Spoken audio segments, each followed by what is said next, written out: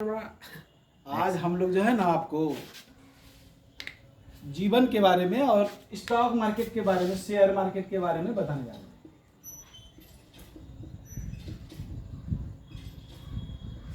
ठीक है, सबसे पहला सवाल आता है कि जीवन है क्या। समझ रहे हो, जीवन क्या है? तुम कहीं देखा होगा गाना में कि जीवन क्या है। जब ये समझा जीवन बीत गया। इंसान ये समझ ही नहीं पाता है कि जीवन है क्या, क्यों हम जी रहे हैं, इसका उद्देश्य क्या है। मान लो कि हम मान लो इसे समझो, एक जार है। ठीक है, ये जार है, ये खाली है, लेकिन हम लोग पहले किए होंगे कि हर खाली स्थान में हवा भरी रहती है। लेकिन अब ये बताओ कि अब इस जार को तुम जो है ना जीवन समझ लो, खाली है, क्या इसमें आनंद आ सकता है आपको? नहीं। क्या होगा? आनंद नहीं आ सकता है। मान लो आपके पास नहीं माता हो, नहीं पिता हो, नहीं भाई हो, बंधु हो, कोई नहीं हो, ना ही संतान हो, तो क्या जीवन में आनंद आ सकता है ये खाली जार की तरह? कभी नहीं आ सकता है।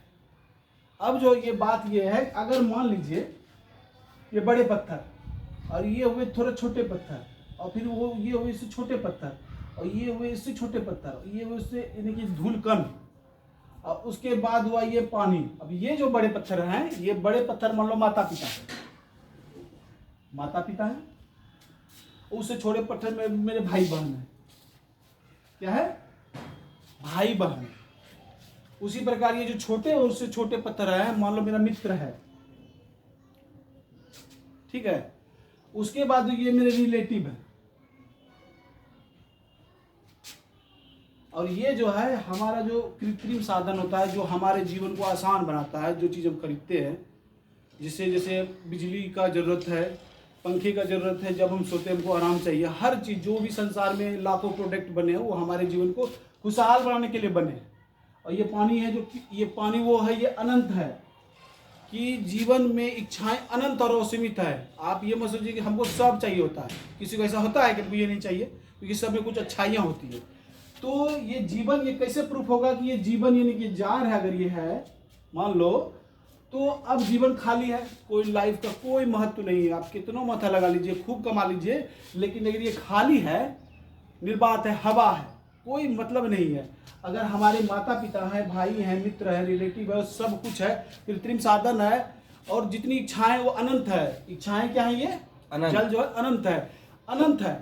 अब मान लीजिए इसमें हम पहले बड़े पत्थर डालते हैं। माता पिता हमारे हैं, क्या किए इसमें?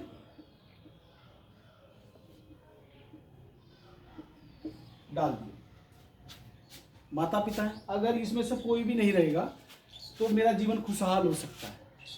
इसमें अब मान लीजिए कोई भी बड़ा जार है, उसमें बड़ा पत्थर डाले हैं, तो तुम ये गौर करोगे कि उसमें अगर छोटा ऐसे पत्थर होगा तो भी एडजस्ट करता है अपना। तो ये अब छोटा पत्थर को हम उसमें डालें, वो एडजस्ट करेगा। फिर उसके बाद अब लगेगा कि मेरा जीवन भर गया, अब कोई ज़रूरत नहीं है। लेकिन फिर हम उससे छोटा कंकर डालेंगे। जब भी तुम कंकर डालोगे उसमें, छोटा कंकर, तो हर गैप रहता है उसमें, खाली स्थान रहता है, वो उसको समाहित करता है। उस तरह जीवन जो भी मिलता है उसको समाहित कर सकता है, इतना कैपेबिलिटी रहता है उसमें। अब उसके बाद हम अगर बालू डालते हैं, लास्ट में बालू डालें, ठीक है, ये जो कंकर छोटा सा है बालू है। अब तुम पूरा भरने के बाद भी, जब जार भर जाए, तुम ट्राई करके देख सकते हो, तुम उसमें जो है तुम बालू डालो, बालू डालेगा, वो भी उसको समाहित कर लेगा। क्योंकि जीवन एक ऐसा चीज़ है, अनंत, तो किसी को भी समाहित कर सकता है। अब आदमी को लगेगा मेरा जीवन पूर्ण हो गया, लेकिन नहीं। अब उसमें एक गिलास पानी तुम डालेगा, पानी अगर डालता है वो भी इसमें समाहित हो जाएगा, समाहित हो जाता है। तो कंफ्यूजन ये है कि इंसान क्या करता है, तो ये जो पानी है इसी से अपना घर भर लेता है। तब ये बड़े पत्थर नहीं है। अगर मान लो लाइट नहीं रहेगा तो हम जीवन जी सकते हैं ना? अगर मान लीजिए कि कृत्रिम साधन नहीं रहेगा तो जी सकते हैं। कोई भी वस्तु नहीं रहेगा, मित्र नहीं रहेगा तो जीवन जी सकते हैं, भाई बहन नहीं रहेगा तो जीवन जी सकते हैं। लेकिन ये बड़े पत्थर अगर नहीं रहते उस समय, तो जीवन जीने में कठिनाइयां हो सकती है। कोई भी, सब जरूरी सब चीज का है, लेकिन सबसे ज्यादा इंपॉर्टेंट 1, 2 या 3 है। ये आपके साथ हमेशा रहेगा, क्योंकि आपके खुश होने में वो रहना बहुत जरूरी है, और दुखी होने में वो रहना जरूरी है। अगर आप खूब पैसा कमा ले, बहुत कुछ मेहनत करके बहुत चीज कर ले, अगर आपके पास ये ही नहीं, तो जीवन क्या होगा? खाली होगा। तो इसका कोई महत्व नहीं कि जीवन में आप कितना प्रोग्रेस किए, कितना धन कमाए, उसका कोई मतलब नहीं निकलता है।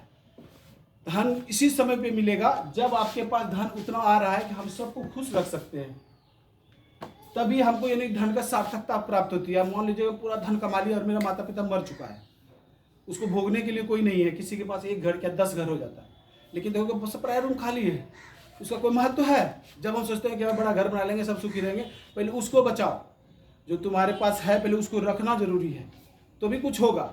एक नियम है, आनंद की प्राप्ति कब होती है? जीवन में आनंद चाहिए, आनंद की प्राप्ति कब होती है? जब प्यार माइनस डर, अगर प्यार में से डर निकलेगा तभी आनंद मिलेगा। आप जैसे आनंद तभी मिलेगा, जैसे आप पहाड़ पे घूमने भी गए हैं, अब ये आनंद तभी मिलेगा जब डर खत्म होगा। अब मान लो कहीं आप यानी कि एरोप्लेन से कूदते हैं पैराशूट लेके, अगर डर रहेगा तो क्या आनंद मिलेगा? नहीं। अब जिसका ये डर निकल गया या मोहब्बत है उस चीज से, कोई भी वस्तु से, या लड़की हो, पिता हो, माता हो, अगर ये डर निकल गया कि कुछ नहीं होगा, आई एम बेस्ट और हमारे साथ कुछ नहीं हो सकता है, तभी वो सही हो सकता है। इसीलिए फार्मूला याद रखना, आनंद आपको तभी मिल सकता है जब आप जो है, इसका कॉन्सेप्ट बाद में समझाया जाएगा, अभी हम स्टॉक मार्केट को भी प्राप्त करने जा रहे हैं। तो आनंद प्यार माइनस डर, डर जब खत्म होगा तभी आपको आनंद मिल सकता है, और कोई साधन ही नहीं है। इसीलिए सबसे पहला इंपॉर्टेंट है कि हमारे माता पिता रहना बहुत जरूरी है। अगर वो है तो अगर कोई वस्तु नहीं है, बिजली नहीं है, पंखा नहीं है, टीवी नहीं है, फ्रिज नहीं है, कोई नहीं है, घर का फैमिली सदस्य है, तो आपको कोई दिक्कत है? जब लॉकडाउन हुआ, मान लो सब चीज़ खत्म हो जाता, फैमिली मेंबर ही तुम्हारे साथ था ना, फिर भी हम लोग जी सर्वाइव कर रहे थे ना। अब भोजन वस्त्र आवास तो कोई भी प्राप्त कर लेगा, ईश्वर उस सबके लिए व्यवस्था करके गया है। ये मत सोचो कि वो नहीं रहेगा तो हमारे पास भोजन नहीं आएगा, ऐसा कुछ नहीं है। कोई ना कोई आपकी मदद जरूर करेगा, स्वयं नहीं आएगा ईश्वर, लेकिन कोई ना कोई आपकी मदद करेगा। ये कॉन्सेप्ट आपको ये समझ आ गया जीवन के बारे में। अब बाद में आपको सिखाया जाएगा कि जीवन रियल में क्या है, ठीक है? अभी हम लोग जो है दूसरा टॉपिक, अब शेयर मार्केट के बारे में ज्ञान प्राप्त करते हैं। शेयर मार्केट है क्या? पहले तो सबको ये कंफ्यूजन रहता है शेयर क्या है, और इसके बारे में बहुत सा भ्रांतियाँ होता है। तुम लोग के मन में सवाल होगा, पहला सवाल होगा शेयर ये है क्या? दूसरा सवाल होगा ये काम कैसे करता है? बहुत सा डर पैदा होगा कि कहीं हम उसमें निवेश करते हैं, निवेश का एक साधन है ये शेयर मार्केट, एक निवेश का साधन है जो हमारे पैसों को मल्टीप्लाई करता है, कंपाउंडिंग करता है। शेयर मार्केट क्या है? एक निवेश का साधन है जो हमारे पैसों को मल्टीप्लाई करता है। जस्ट लाइक दिस, एक पेड़ समझ लीजिए, ठीक है? शेयर मार्केट एक पेड़ है, ठीक है? यहाँ पे मान लीजिए हम ये पेड़ है, यहाँ पे पहले जो है हम यहाँ पे बीज बोते हैं, शुरुआती दौर में सीखे, कुछ कंपनी का शेयर खरीदे। अब ये इसमें जो है ना, और हम ग्रोथ करने के लिए इसमें पानी डालें, ये डालें, जितना भी हमको धन आते चला गया, हम उसमें इफेक्ट पैदा करते चले गए। छोटा होगा फिर बड़ा होगा, धीरे धीरे ये ग्रोथ होगा, ठीक है? फिर ग्रोथ होगा, एक दिन जाके बड़ा पेड़ बनेगा, एक दिन में तो नहीं बनेगा। तो शेयर मार्केट जो है एक समझिए कि बहुत सा फल एक ही वृक्ष में लगा हुआ है। क्या है? बहुत सा फल। कोई कहता है कि हमको आम पसंद है, ले बेटा तू आम ले, एक ही पेड़ से उगाएंगे तुमको। कोई कहेगा हमको भाई टॉफी पसंद है, तो टॉफी भी वही उगेगा। कुछ भी पसंद है, सारा का सारा इस मार्केट में आपको उपलब्ध होगा। अब इसको खरीदने के लिए हमको पैसे की आवश्यकता है, पेड़ एक ही है, पैसे की आवश्यकता है। अब आपको लगता है कि हमको भाई ये खरीदना है, आम खरीदना है, या उसी प्रकार आम जो बेचता होगा कंपनी, मान लीजिए कि रिलायंस फ्रेश जो अभी रिलायंस स्मार्ट के नाम से है, ये सब कुछ बेचती है, रिटेल शॉप है। तो हम क्या करेंगे, उसका शेयर खरीदेंगे, लेकिन वो इस बाजार में, जो शेयर मार्केट का जो बाजार है, उस बाजार का नाम जो इंडिया में ज़्यादा प्रचलित है, ऐसे बहुत सारा है। कलकत्ता स्टॉक एक्सचेंज है, नेशनल स्टॉक एक्सचेंज है, बम्बई स्टॉक एक्सचेंज है, बहुत कुछ है। तो वहाँ पे दो ज़्यादा पॉपुलर है, कौन है? NSE और BSE। आप लोग को उस दिन बताया गया था, NSE में 2500 से भी ज़्यादा कंपनी लिस्टेड है, और इसमें जो है 5000 से भी ज़्यादा, 5000 से भी ज़्यादा कंपनी किसमें लिस्टेड है? BSE में। अब ऐसा नहीं है कि इसमें कम है, इसमें ज़्यादा है, यही कंपनी इसमें भी है, यानी कि ज़्यादा डबल 7500 हो गया, ऐसा नहीं होगा। रिलायंस इसमें है, इसमें भी है। इसी में से एनएससी जो है ये कोशिश किया कि देखिए आदमी इतना में उजरा जाएगा। अब सबका स्टॉक प्राइस देखेगा तो बकलोल उजराएगा कि नहीं के बारे में, तो कैसे पता चलेगा इंडिया का इकोनॉमी ग्रो कर रहा है? कोई तरीका है? इंडिया जो है कैसे ग्रो कर रहा है? सब कंपनी के माध्यम से ही कर रहा है, ऐसा कोई तरीका नहीं है ग्रो करने का। सब सामान बिकता है, आदमी खरीदता है, उसके द्वारा पैसा उसके पास जाता है, उसके बाद घूम के फिर इसके पास आता है। या और इसी में टैक्स सरकार को देता है, सरकार रोड बनाती है, सारा काम उसी से हो रहा है और कोई तरीका ही नहीं है। ये जो पूरा जो समाज चल रहा है, सरकार चल रहा है, सारा का सारा स्टॉक मार्केट से ही चल रहा है, उसका कोई और कोई तरीका ही नहीं है। कंपनी से चल रहा है। कंपनी अगर बढ़ेगा तो भारत की इकोनॉमी बढ़ेगी। कंपनी स्लो डाउन जब जाएगा, मतलब बिक्री तुम्हारे दुकान में नहीं होगा, तुम खर्चा कम करेंगे, ज़्यादा कम करेंगे। अगर बिक्री मेरा प्रोडक्ट का नहीं होगा, मान लो हम फल बेचते हैं, तो हम जो लेबर जो मेरा काम किया उसको पैसा दे पाएंगे? क्या करेंगे? दूध हटाएंगे कि नहीं? तो हटेगा तो कम खर्चा करेगा जो भी बचाया होगा। तो यही फंडा है यहाँ पे।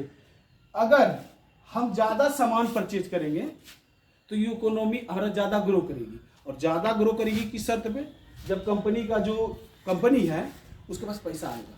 हम मान लीजिए एक साबुन बनाते हैं तो हवा से नहीं हो जाएगा, नहीं, इसके लिए कच्चा माल चाहिए, चाहिए ही चाहिए। अब कच्चा माल का ही दाम बढ़ जाएगा। हम पहले 10 टका में साबुन बेचते थे, तो क्या करेंगे? या तो इसका रेट बढ़ाएंगे या तो वजन कम करेंगे। तो दो ही ऑप्शन है। अब आदमी जो है यूज करेगा ही करेगा, तो अपना किसी तरह वो बैलेंस, अगर एक बार कोई भी कंपनी अगर अब डायरेक्ट अपना रेट बढ़ा देगी तो बहुत आदमी उसका यूज कम करेगा। अगर कोई वस्तु का दाम, चाहे सब्जी का ही दाम ज़्यादा हो जाता है तो देखता नहीं एक पाव दीजिए, ऐसा बोलता है कि किलो दीजिए, यही चीज़ होता है। तो यहाँ पे यही चीज़ है कि जितना भी प्रोडक्ट देख रहे हो, चाहे गाड़ी देख रहे हो, कार देख रहे हो, कुछ भी देख रहे हो, साइकिल देख रहे हो, मोटरसाइकिल देख रहे हो, सबका शेयर होता है। शेयर क्या होता है? कंपनी जो है आती है बाजार में और ये जनता से पैसा लेती है। इसका फंडा क्या है ये समझाते हैं। पहले तो हमको ये समझना है कि जो सब कंपनी है ना यहाँ पे, इसी में से जो पसंद है हम उसको लिए, हमको लगा कि ये सही है, हम इसको ले गए, 20,000 पेड़ रोप दिए। बड़ा पेड़ है, पेड़ रोप दिए, हमको लगा कि इसका भाई गाछ जो अभी स्थिति जैसा इन्वायरमेंट है, जैसे बहुत सा का सीजन होता है, कपड़े का इस समय ज़्यादा बिक्री होगा, सब्जी का इस समय ज़्यादा बिक्री होगा, कोई भी वस्तु का, गाड़ी का इस समय ज़्यादा बिक्री होगा, गर्मी में मोटरसाइकिल ज़्यादा बिकेगा, ठंडा में कार ज़्यादा बिकेगा, ये सब होता है ना। तो उसी प्रकार से हम लोग को ये दिमाग लगाना है कि हमको कार कब खरीदना है, मोटरसाइकिल का शेयर कब खरीदना है। क्योंकि अगर हम वो सही निर्णय नहीं लेंगे तो क्या होगा, हमको नुकसान हो सकता है। क्योंकि अब जब दशहरा खत्म हो जाएगा और कपड़ा मेरे दुकान में पड़ा रहेगा तो क्या बताइए, तो मेरा पैसा फंस गया साल भर के लिए। फिर 3 महीने बाद उसका यानी कि चेन सिस्टम एक है, ऊपर आएगा। तो उसी प्रकार शेयर का प्राइस अप डाउन इसीलिए करता है कि जैसे ये जो है ना, हम लेके गए पेड़ रोपे, कब रोपेंगे पेड़? समय, जब समय देखेंगे। और ये सस्ता मिलना चाहिए हमको, सस्ता मिलेगा, महंगा बेचेंगे तब ना हमको प्रॉफिट होगा। प्रॉफिट कब होगा? जब सस्ता बेचेंगे और महंगा यानी कि बेचेंगे सस्ता खरीद के। तो यहाँ पे ये तो समझ में आ गया कि ये जो मार्केट है एनएससी और बीएससी, अब ये कहेगा कि ये हम भी तो पेड़ लगाए, तुम भी पेड़ लगाए, सबको पेड़ लगाए इसी से लेके, लेकिन इसका रखवाली कौन, की जिम्मेदार कौन होगा? ये बड़ा पेड़ है, मान लो कि कोई भी बड़ा चीज़ है, जैसे आदमी कहता है ना कि सब 5 उंगली है, साथ में रहेगा तो मजबूत रहेगा, सब कंपनी साथ में रहेगा तो मजबूत रहेगा। लेकिन यहाँ सिस्टम तो ये ना है, सब एक दूसरे से बाहर ऊपर जाने की तरक्की में है। तो इसको जो है ना कि बीएससी एनएससी में बस लिस्टेड एक पेड़ है, आप जाइए इससे बोलिए हमको ये चाहिए, बताएगा कि हाँ भाई ये बेचने वाला इतना आदमी खड़ा है, ये खरीदने वाला इतना आदमी खड़ा है, बायर सेलर होता है, ये खरीदने वाला इतना है, बेचने वाला इतना है। अब तुमको समझना है कौन सीजन में हम क्या लेंगे। अगर हम 3 महीना पहले लेंगे तो हम चाहेंगे सस्ता लें, ताकि 3 महीना बाद हमको फायदा होगा। तो 3 महीने के बाद जो है ना वो सस्ता मिलेगा तो उसमें हम ज़्यादा माल उठाएंगे, और जिस समय पीक पे होगा उसमें बेचेंगे। तो अब जो है शेयर बाजार जो है, आदमी को डर क्या लगता है? डर ये लगता है कि कहीं मेरा पैसा कंपनी डूब गया तो यही प्रॉब्लम हो जाता है। तो क्या किया इसमें, ये जो 7,500 कंपनी है, समझे क्या? तो पहला तो क्या किया, इस पे कमांड्स, ये दोनों जो है ना, एक हटिया है, हटिया का तो कोई मालिक होगा कि तुम राज्य में क्या बिक रहा है, चाचा सही गांजा है, उसका हिसाब किताब तो किसी के पास होगा कि नहीं। तो ये जो है ना, यहाँ पे जो है एक सरकारी संस्था है सेबी। क्या है? SEBI, security exchange board of India. ठीक है, ये सबको जो है कमांड्स करती है। ठीक है, ये दोनों को। अगर कुछ भी कंपनी झोल करेगा, तुम्हारे पास है पेड़ है, सब कंपनी तुम्हारे पास है, तो एक गुच्छा में तुम गिरो नहीं, भारत की इकोनॉमी को तुम संभाल के रख रहे हो। तो ये जो है कुछ भी गड़बड़ करेगा, ये दोनों कुछ भी, और ये कंपनी कुछ गड़बड़ करेगा तो कुछ कंपनी पे ये दिमाग लगाएगी, और ये दोनों पे और कंपनी पे ये दिमाग लगाएगी, पेनल्टी ठोक देगा। ये गड़बड़ हुआ है तो इतना पैसा दो, हर जाना दो, फिर कंटिन्यू करो। ये जो कंपनी होती है, 2-3 महीने में जो कमाए हम, वो जो है हम इसको दिखाती है, इसको NSE BSE पे रिजल्ट घोषित करती है। देखिए सर, हम ये धंधा किए, हम इससे इतना पैसा कमाए और हमको इतना प्रॉफिट हुआ। अब जो आदमी इसका हिस्सेदारी खरीदा है, शेयर खरीदा है, समझे क्या, तो वो जो है ना डिसाइड करता है कि क्या अभी इसके साथ रहना उचित है या गलत है। अब मान लीजिए इस 3 महीने पे हम कमाए थे 1000 करोड़, और डायरेक्ट हम कहें 21 करोड़ का मिली है महीना, 3 महीना का, तो वहाँ पे मिस्टेक्स होगा। लेकिन अगर रिप्यूटेड कंपनी है, बहुत बड़ी कंपनी है, तो वहाँ पे आदमी होल्ड करेगा। जैसे रिलायंस ये बोल दे, हो सकता है कुछ और नया जगह प्रोजेक्ट लगाया या किसी कंपनी को एक्वायर किया हो। जैसे ना होता है कि हिंदुस्तान लीवर पहले हॉर्लिक्स किसी और कंपनी का था, उसको खरीदा तो 3000 करोड़ रुपये को उसको देना पड़ा, तो ये इसी कंपनी में से माल पैसा गया, कंपनी के पास जो पैसा रखा हुआ था, तो प्रॉफिट कहाँ से होगा, मतलब पैसा तो निकाल लिए, लगा दिया। लेकिन वो लगना चाहिए, ये नहीं कि ये पैसा जो है ना किसी फालतू काम में खर्चा कर दिया, एक्सपेंस कर दिया कि भाई इतना पार्टी कर ली, आपस में ही पार्टी कर ली।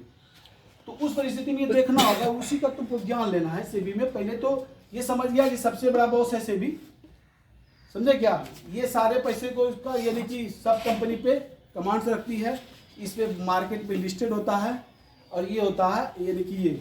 तो अब जो है तुमको ये समझना है, जो पहले ही समझाना था हमको, लेकिन हम लेट हो गए।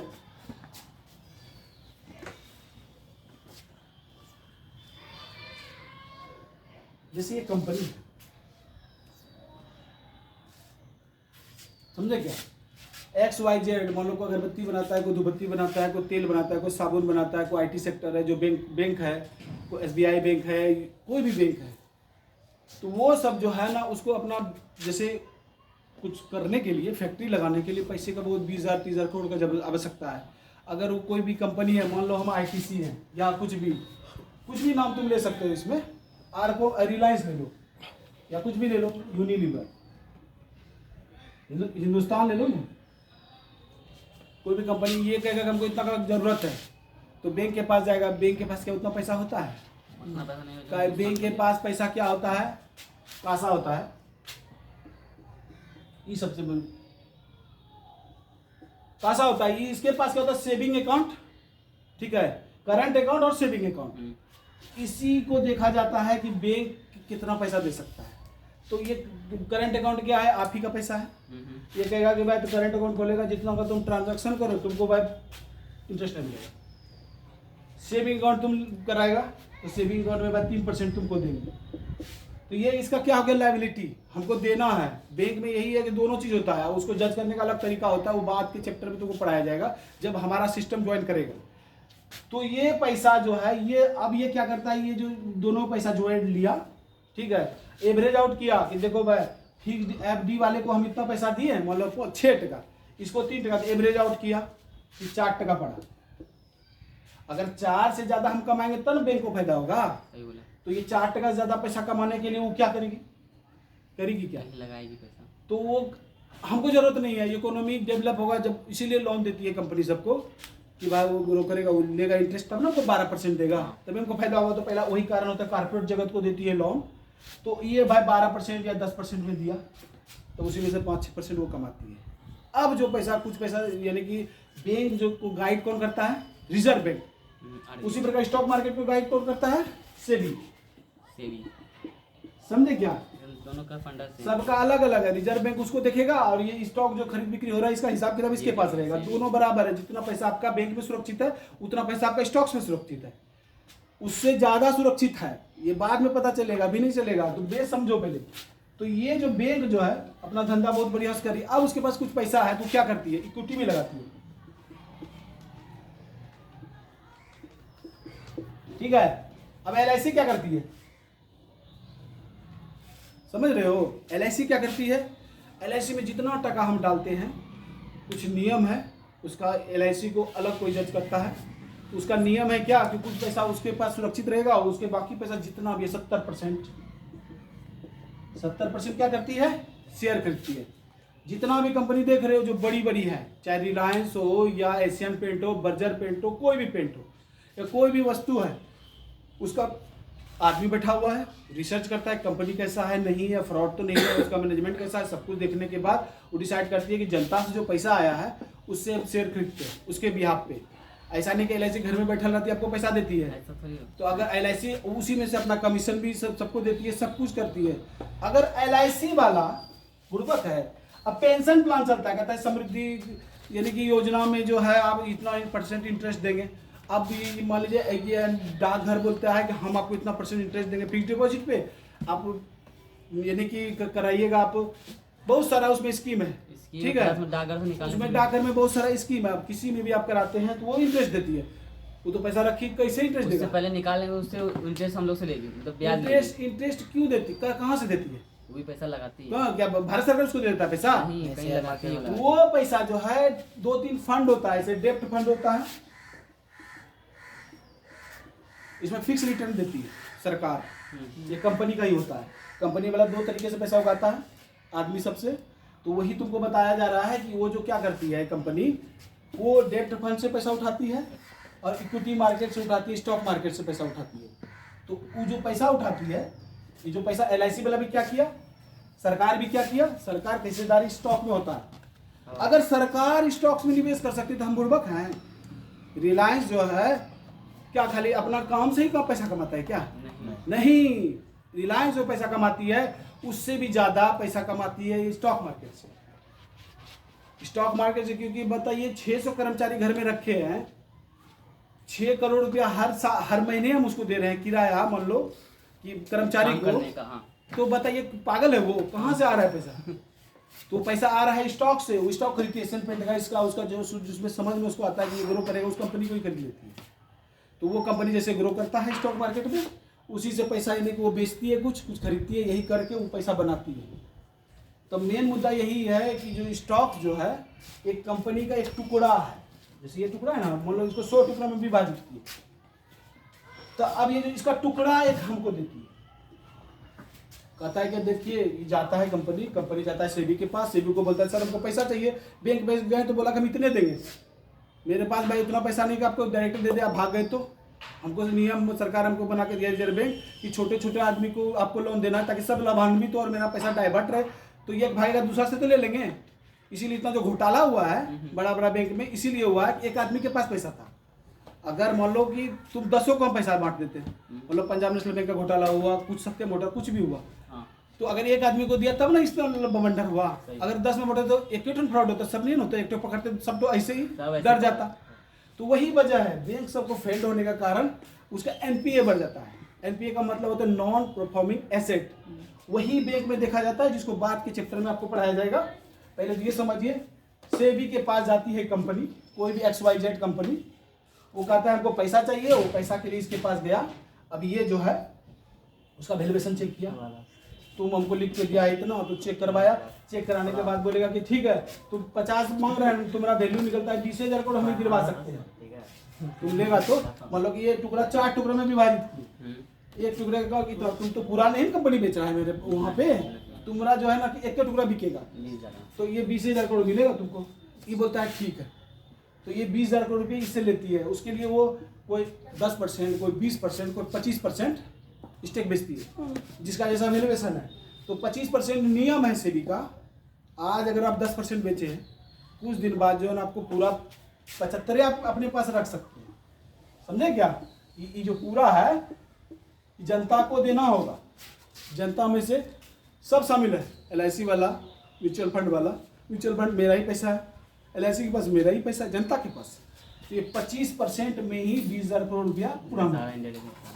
अब यहाँ ये कहता है वो जो पूरा वैल्यूएशन जो निकला कंपनी का उसमें से इसको टुकड़ा करती है। बात समझो पहले। अब कहे आप एक ही आदमी तो नहीं है ना 25-20 करोड़ दे देगा, उस हिसाब से दिमाग लगा के बोलता है कि ठीक है एक शेयर का दाम मेरा 500 रुपये, ठीक है। अब 500 में 20,000 से भाग दीजिए, ठीक है, 20,000 से भाग दीजिए। अगर ये करोड़ है तो हमको 5 लाख या 5 करोड़ करना पड़ेगा। अगर रेट उसी तरफ बढ़ जाएगा तो एक शेयर का दाम मान लो इतना शेयर 1 करोड़ शेयर लॉन्च कर दिया तो 500 रुपये एक शेयर का दाम पड़ा। अब ये जो है ना इस पे लिस्ट होता है, किस पे, NSE और इस पे NSE और BSE पे लिस्ट कराएगा वो। बात समझो पहले। हाँ इसके पास कंपनी गया सेबी के पास, सेबी को बोला हमको पैसे का जरूरत है, ये वैल्यूएशन चेक किया पूरा कंपनी का, कहाँ कहाँ आप धंधा कर रहे हैं नहीं कर रहे हैं सब कुछ देखा। देखने के बाद ये जो है 20,000 करोड़ उसका वैल्यूएशन निकाला, या जितना उसका बोलेगा हाँ ठीक है 50 तो 50 है। अब 50 के बदले में ये तो वैल्यूएशन 75% तुम मालिक रहा। अब तुम ये 25% बेचा, क्योंकि जनता से अगर ये पैसा लेता है कंपनी तो कंपनी का एक फंडा यही है कि जनता को हम इंटरेस्ट नहीं देंगे। अगर हमारा कंपनी बढ़ेगा तो तुम्हारा भी पैसा बढ़ेगा। अगर हमारा कंपनी का वैल्यूएशन अभी 20,000 करोड़ है, 20,000 तो 25% का 80,000 करोड़ है, तो तुम्हारा पैसा समझो कि उसमें से जो पार्ट है 1,000 लगा है या 10,000 लगा है, उतना रुपये का तुम मेरा मालिक है। तुम भी इसमें मालिक बन, क्या बना, मालिक बन गया। अब अगर हम गिरेंगे तो तुम भी गिरेगा, हम चढ़ेंगे तुम भी चढ़ेगा। तो अब तुमको ये सोचना है उस कंपनी का हमको शेयर खरीदना चाहिए जिसका घर में ज़्यादा यूज हो रहा है, जो हम उसके बारे में अच्छा से जानते हैं। हमेशा याद रखना, मोबाइल में बहुत सारा मिलेगा, ये कंपनी ले लो वो कंपनी ले लो, उसमें बहकना नहीं है। करना क्या है, उसका फंडामेंटल सीखना। इसीलिए कहते हैं सीख के इसमें जाना, सीखना है ताकि हमको लगे कि हाँ भाई ये कंपनी सब ठीक है, तभी उसका शेयर खरीदना है। और उसका वैल्यूएशन निकालने सीखना होगा तुमको, क्या कि ये सही रेट में मिल रहा है कि गलत रेट में मिल रहा है। कि प्याज मान लो कि तुमको पता है कि ओरिजिनल रेट 20 टका है, 100 टका मिल रहा है तो उसमें कम खरीदेंगे। बात समझो, पैसा है खरीदना पड़ेगा। म्यूचुअल फंड का मजबूरी होता है, हर महीने पैसा उसको लगाना है उसमें। तो हम अपने से खरीद रहे हैं, म्यूचुअल फंड में यही प्रॉब्लम है। तो हम क्या करेंगे, वेट करेंगे या दूसरा कंपनी देखेंगे जो सस्ते में मिल रहा है, अच्छी कंपनी हो और वो सही रेट में मिल रहा हो। प्याज हमको 10 टका में मिल रहा है, 20 टका तुरंत होगा। अगर 100 टका में मिल रहा है तो गिरने के चांसेस ज़्यादा है। बस यही स्टॉक मार्केट में जिसको ज्ञान बढ़िया से हो गया, कंपनी का वैल्यूएशन निकालना सीख गया, वो चैंपियन है रियल में। तुम अगर 500 रुपया भी महीने का जमा करते हो, 5,000 करो, जितना तुम्हारे पास महीना में बचा सकते हो, अगर ये करते हो तो कंपाउंडिंग इफेक्ट तुम लोग को अभी पता नहीं है, वो चैप्टर में बताया जाएगा, तब समझ में आएगा कि कितना बवंडर है। 5,000 रुपया आपका 5 करोड़ 10 करोड़ 50 करोड़ में बदल सकता है, खाली टाइम पीरियड बड़ा होना चाहिए, तब समझ में आएगा। जमा हुआ 24 लाख, अब मिला 50 करोड़, तेरी माई ऐसा कैसे हो। सबसे बड़ा असर यही है, कंपाउंडिंग बच्चे को नहीं सिखाया जाता है कि स्टॉक मार्केट काम कैसे करती है। अब जो है ना हम लोग को ये तो फंडामेंटल समझ में आ गया, सेबी बॉस है, कुछ भी गड़बड़ होगा तो ये देखेगा। उसके बाद NSE और BSE इसी पे लिस्टेड होता है। अब क्या फंडा ये है, ये तो आदेश दे दिया, तब ये दोनों भी अब उसका चेक किया सब चीज़। और उसके बाद क्या होता है, सब कंपनी में जैसे तुम दुकान खोलता है तुरंत बाजार से पैसा नहीं लेने लगेगा, पहले तुम्हारा भाई दोस्त उससे पैसा लेता है। उसी तरह एक एंजल इन्वेस्टर होता है जो कहता है कि तुम्हारा कंपनी को बढ़ाने के लिए चलो हमको भी हिस्सेदारी, पहले वो बांट देता है कि हमको भी इतना हिस्सेदारी दो, हम तुमको इतना रुपया पहले देते हैं। शुरू में तुम जोमेटो में पैसा लगाएगा, अभी लॉस मेकिंग है। जियो जिस समय स्टार्ट हुआ, जियो में क्या कोई पैसा जल्दी लगाया होगा जिसको ज्ञान नहीं होगा। जियो वाला बोला होगा भाई देखो हम कंपनी स्टार्ट कर रहे हैं, फ्री में बांटेंगे, तुम मेरे साथ आएगा। लेकिन जो दूर का सोच रहा होगा कि साला बाद में लूटेंगे, तो उसमें इन्वेस्ट किया होगा जियो में। जियो वैसे लिस्टेड नहीं है स्टॉक मार्केट में, रिलायंस है, उसके थ्रू ही हम लोग आ सकते हैं। तो वहीं पे वहाँ बात है कि हमको समझ का चक्कर है और कुछ नहीं है कहीं पे भी।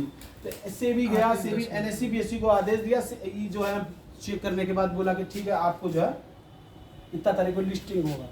तो होता क्या है, 15,000 रुपये का मल्टीप्लाई में एक लॉट का दाम न्यूनतम 14 से 15,000 होता है। तो सबकी कैटेगरी अलग अलग बना हुआ है। जैसे जनता है जिसको आम पब्लिक बोलते हैं, उसको बोलेगा कि इतना परसेंट ही आपका आएगा। उसी में जितना आदमी अप्लाई कर सकते हैं अप्लाई कीजिए।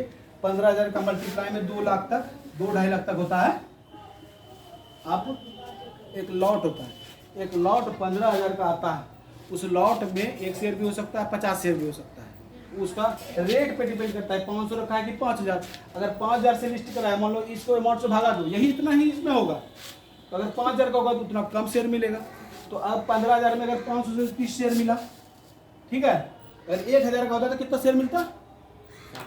10 शेयर। 10 है, हाँ। ठीक है। अब जिसको जितना पैसा है, किसी को 2 लाख है, किसी को 4 लाख है, किसी को 10 लाख है, वो लगाया अपना। लेकिन आपको एक डीमेट अकाउंट से 2 लाख से ज़्यादा आप नहीं यूज कर सकते। उसके बाद देता है LIC को, विदेशी आदमी को, कि आप भी इतना % खरीद सकते हैं, सबको अपना खरीदता है। लेकिन बात यहाँ समझो, होता क्या है, अगर कंपनी बहुत अच्छी है, ग्रोथ बहुत भविष्य में होने वाला है, अगर ये 500 का है, खरीदे हम 500 के रेट से, लेकिन ये जो है ना, यहाँ जब लिस्ट होगा इन दोनों पे, कभी कभी ये 500 1500 में लिस्ट हो सकता है, 500 का 700 में लिस्ट हो सकता है, किसी भी रेट में। यानी कि हम लगाएं पैसा और 10 दिन में, 10 दिन 15 दिन का टाइम लगता है, मेरा पैसा ये 2 गुना 3 गुना भी हो सकता है। अन्यथा आपका वैल्यूएशन गलत निकला, समझे। जैसे पेटीएम का अभी IPO आया, पेटीएम जानबूझ के अपना रेट हाई रख दिया, कि हमको सरकार को बोला कितना रुपया चाहिए, वो रेट रख दिया 2100। ठीक है। कमाती कुछ नहीं है, बहुत कर्जा है कंपनी के पास, तुमको वैल्यू कहाँ से मिलेगा? तो गलती ये किया, तो क्या हुआ, ये लिस्ट हुआ कम, लिस्ट तो हो गया लेकिन डबल नहीं हुआ, जितना था उससे 100 रुपये नीचे में हुआ, या उसी रेट पे हुआ। उसके बाद गिरते गिरते गिरते गिरते चलते हो, अभी रेट है 500, तो तुमको नुकसान कितना हुआ? कितना लगाए थे? 2100 रुपया। 2100 दाम था, 2,000 दाम था। हम अभी जैसे लिस्ट हुआ ना, हाँ। अभी कुछ दिन बाद वो हो गया 500 का, तो तुमको नुकसान कितना हुआ? 75%। ये भी हो सकता है। इसीलिए नॉलेज लेने बोलते हैं कि IPO में बहुत लड़का क्या करता है, तुरंत IPO में अप्लाई करता है, अरे डबल हो जाएगा 15 दिन में पैसा। और IPO में सबको नहीं मिलेगा, हमको काम है 20,000 करोड़ का, अप्लाई कर दिया सबे, पूरा इंडिया का लोग अप्लाई कर दिया, पैसा तो आगे बहुत थे। उसमें क्या होता है, डीमेट अकाउंट से वो नहीं कटता है आपका। IPO में क्या होता है, बैंक से पैसा जो है कटता है, और जब अगर आपको IPO नहीं मिलेगा तो ऑटोमेटिक बैंक में पैसा आ जाएगा। अगर IPO मिल गया आपका 15 का, जितना में लिस्ट हुआ तो आपका डीमेट अकाउंट होता है, इसको करने के लिए डीमेट अकाउंट, जिस तरह बैंक में अकाउंट होता है ना, हाँ। हम अपना जो पैसा सेविंग अकाउंट में रखते हैं, उसी प्रकार इसमें खोला जाता है शेयर रखने के लिए डीमेट अकाउंट, जिसको हैंडल 2 कंपनी भारत में खासतौर से करती है, CDSL, ठीक है, और दूसरा करती है NSDL। ये कंपनी लिस्टेड है, इसका शेयर मिल जाएगा, ये अभी लॉन्च नहीं हुआ, ये NSE वाले का है, ठीक है, और BSE वाले का ये CDSL। किसका है? ये दोनों का। ये सरकारी संस्था है, कोई भी गड़बड़ होगा, समझे क्या, जैसे हम किसी के थ्रू आते हैं, चाहे एंजल ब्रोकिंग हो, जीरोधा हो, अपस्टॉक हो, या 5paisa.com हो, कोई भी कंपनी हो, या ग्रो हो, किसी के माध्यम से आते हैं, तो ये उसके पास कुछ नहीं रहता है, सारा सिस्टम रहता है इसके पास, CDSL के पास। मेरा पैसा सुरक्षित जो शेयर है, समझे क्या, वो बिना मेरा अनुमति का ये नहीं बेच सकती है। यानी सरकारी कंपनी के पास चला गया तो आपका पैसा क्या सुरक्षित हुआ कि नहीं? नुकसान कब हो सकता है, जब इंट्राडे किए, आपका पैसा तो रह गया इसके पास, जो ब्रोकर है 1 दिन का टाइम लेता है डिलीवरी में, खरीदने में 1 दिन का टाइम लगता है। आप खरीदे ना, तो 1 दिन के बाद आपका उस पर CDSL में जाएगा, तो आप ब्रोकर ही कुछ गड़बड़ कर दिया, ब्रोकर भाग गया, आपका पैसा भाग गया, समझे क्या। इंट्राडे समय डिलीवरी में खरीदेगा तो पूरा रिपोर्टेड है, सबको दे, इसको भी सबको हैंडल करता है, तो इसलिए पैसे का कोई लोचा कहीं नहीं है। तो आदमी को डीमेट अकाउंट खुलाना चाहिए। तो पहला तो IPO में सोच समझ के निवेश करना चाहिए, वो पैसा जल्दी से बढ़ सकता है। आदमी कहता है ना 5 लाख रुपये तो हर साल तुम इससे खाली कमा सकते हो, किस्मत बढ़िया रहा तो। अगर घर का सब सदस्य का तुम अकाउंट खोल देता है, IPO आता है, घर में से ही पैसा पड़ा हुआ है बैंक में, उस बैंक में रहने दो, खाली IPO अप्लाई कर दिए सबके नाम से, 15-15 हज़ार का ही। अगर मान लो वो अच्छी कंपनी थी, लग रहा था कि वो आगे बढ़ेगा, वो डायरेक्ट अगर मान लो 30% बढ़ा के मिला, 10 दिन में हम बेच के निकल लिए, या अच्छी कंपनी तो संभाल के रखी, या जितना निवेश करके रखना है उसको रखिए, बाकी पैसा निकाल लिए, तुरंत बिक जाएगा। जैसे लिस्ट होगा, समझे क्या, जैसे लिस्ट होगा वो जो है स्क्रीन पे आ जाएगा NSE और BSE के, क्या होगा NSE और BSE पे ना, NSE BSE में लिस्ट ऐसे होगा तो आगे कितना दिन में बेच के निकल सकते हैं? आपको शेयर मिला, हाँ कितना दिन में बेच के निकल सकते हैं? तुरंत। अभी लिस्ट अभी हुआ, हाँ। अभी कभी बेच लो, कल बेचो, परसों बेचो, कभी कोई उसमें लिमिटेशन नहीं है।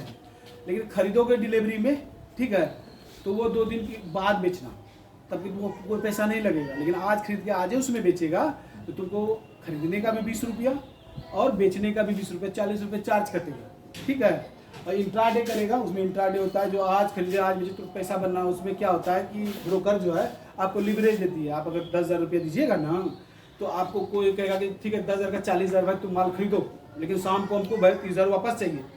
और कोई कहेगा हम 10 गुना तुमको लिवरेज दिए, कोई 20 गुना दिए, तुम 10,000 का माल खरीदो हम 2 लाख दिए तुमको, 10,000 तुम्हारे पास 2 लाख देंगे तुमको, कोई 1 लाख देंगे। 1,000 का तुम समझो कि माल खरीद रहे, 1 लाख का माल खरीदेंगे, उसी दिन हमको अच्छा न्यूज है या कुछ ऐसा फंडामेंटल हम जानते हैं, चार्ट पैटर्न जानते हैं, बहुत कुछ जानते हैं, तो क्या होगा कि 10,000 से अगर तुम वो शेयर खरीदता, अगर 5% बढ़ता तो कितना तुम्हारा पैसा बढ़ा? 500 टका, समझे क्या? अगर 10% बढ़ता तो 1,000 रुपया। लेकिन अगर वो बढ़ा 5%, अगर 1 लाख रुपये से हम खरीदते तो कितना बढ़ा 5,000 पैसा मेरा? 5,000 लगा कितना था 10,000, सबको बेनिफिट कितना हुआ? 5,000 का। इसी लालच में, हाँ इसी लालच में सबको पड़ जाता है। कोई तो अच्छा नॉलेज हो जाएगा तो तुम डेली पैसा कमाएगा। पहले नॉलेज लेना है, पहले डिलीवरी सोचना है, कंपाउंडिंग समझना है कि मेन तो है डिलीवरी, समझे क्या? इसमें पैसा 80% अपना रखना है। अगर तुमको इंट्राडे का नॉलेज हो गया या एफएनओ का नॉलेज हो गया, ठीक है, फ्यूचर एंड ऑप्शंस इसका नाम है, इसका नॉलेज हो गया तो तुम बहुत सारा लाखों रुपए डेली कमा सकता है। इसका कोई लिमिटेशन नहीं है। सबसे जल्दी अमीर बनने का रास्ता तो यही है, लेकिन सबसे जल्दी गर्त में जाने का भी रास्ता यही है। तो तुम पहले यानी कि एडमिशन नर्सरी में करा के तुम मैट्रिक या इंटर का परीक्षा देना चाहता है ना या तुम नर्सरी में पढ़ना चाहता है? ये डिलीवरी नर्सरी है, मैं वहाँ नहीं जाने हाँ, चाहूँ। और धीरे धीरे गाड़ी चलेबे, समझे हम अभी तो गियर अपने आप लगता है ना अपने आप, सही बोले। पिकअप धरता है माहौल के हिसाब से। तुमको समझ में आया कब ज़्यादा माल खरीदना है, कब कम खरीदना है, कब तेज चलाना है, कब सीखता है तब ना।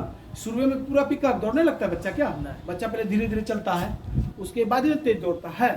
तो उसी प्रकार पहले डिलीवरी में तुमको स्टॉक का डीमेट अकाउंट खुलाया जाएगा, तुमको इसमें माल तुम खरीदोगे, तुमको एजुकेशन दिया जाएगा एकदम ऑनलाइन। तुमको ना होता है खरीदने के पढ़ा रहे बेटा, ऐसे सुझा दिया जाता है, ऐसे स्ट्रेच किया जाता है, ऐसे ये किया जाता है, ऐसा तो नहीं है। तुम जब तक उसको देगा नहीं तुमको एक्सपीरियंस नहीं हो सकता है। सही बोले। इसीलिए सबको जो है ना डीमेट अकाउंट खोलना है। अगर इस माध्यम से तुम पैसा कमाना चाहते हो तो ये भी एक स्किल्स है, ये नहीं वो जुआ है, ये है कुछ नहीं, ये स्किल्स है, इसको सीखना है। उसी प्रकार जिस तरह कंप्यूटर में बहुत सारी स्किल्स है वो तुम सीखो, उससे पैसा कमा के तुम बचत करो, ठीक है। अब बचत करके निवेश करो। क्या करेगा? बचत करके निवेश करो। निवेश का मतलब हो गया ये डिलीवरी में खरीद के निवेश किए। अब इसी में से 10% इसे कमा लिए तो इससे कमा लिए तो 10% निकालना है, उससे भाई किस्मत भी आजमाना है। समझे क्या? हो सकता है परमात्मा बोल रहा हो जल्दी तुमको अमीर बनाने के लिए, तुमको दिमाग दे, तुम अच्छा नॉलेज ले लो तो तुम डेली 5,000, 10,000, 1 लाख भी कमा सकता है। बशर्ते तुरंत ये नहीं कि हर कभी भी गलत फहमी मत पालना कि हम बहुत बड़ा ब्रिलियंट हो गए। पहले तुम लोग को सीखना है। सीख के कैसे पता चलेगा? तुम लोग सीख जाएगा तो हम लोग को जो है तुम लोग जो है ना बताएगा कि हाँ भैया तुम लोग को 2 या 3 कंपनी दिया जाएगा, उसी पे वॉच करना। अगर सब 200 कंपनी पे तुम वॉच करेगा, समझे क्या, तो तुम सबको देख पाएगा सही से? नहीं देख पाएगा। तो पहले 2-3 कंपनी लेके सीखना है तुमको हमको बताना है कि हाँ भैया ये ऐसे बन रहा है, तब तुमको ज्ञान देंगे ना ये गलत है ये सही है, तुम ये सीख जाएगा, हमको बताएगा, ठीक है। तब कभी कभी तुमको कॉपी ट्रेडिंग दिया जाएगा, कॉपी ट्रेडिंग करके देख लो कितना इसमें फायदा हुआ, कितना नुकसान हुआ, तब उसको आदेश तुमको दिया जाएगा, ठीक है हाँ ले लो, ठीक है। तब काम करना। धीरे धीरे देख लेंगे बेटा मेरा दुकान चलाने लगा तो भाई हम जो है मलाई खाएंगे, समझ गया ना। तो तुम जब कमाने लगेगा तो कुछ पैसा देगा कि नहीं हमको भाई?